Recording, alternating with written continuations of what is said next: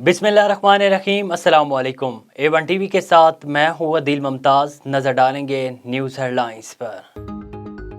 तहरीक इंसाफ के लॉन्ग मार्च का आज दूसरा रोज़। लॉन्ग मार्च के शुरका आज कामों की पहुँच कर क़याम करेंगे।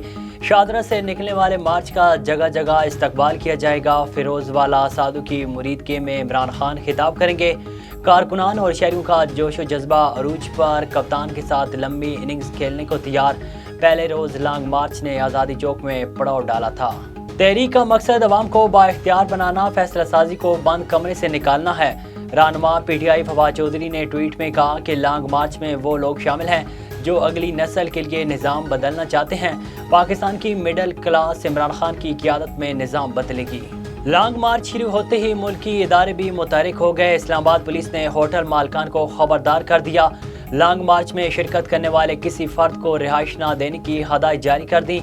इलेक्शन कमीशन ने इमरान खान को 1 नवंबर को तलब कर लिया। साइफर ऑडियो लीक इंक्वायरी के केस में शाह महमूद कुरैशी को FIA का बुलावा आ गया। फॉरेन फंडिंग केस में भी कई अफराद के वारंट गिरफ्तारी जारी कर दिए गए। सुप्रीम कोर्ट बार का मैदान हामिद खान ग्रुप ने मार लिया। आबिद शाहिद जुबैरी वाज़ेह अक्सरियत से सुप्रीम कोर्ट बार के सदर मुंतखब।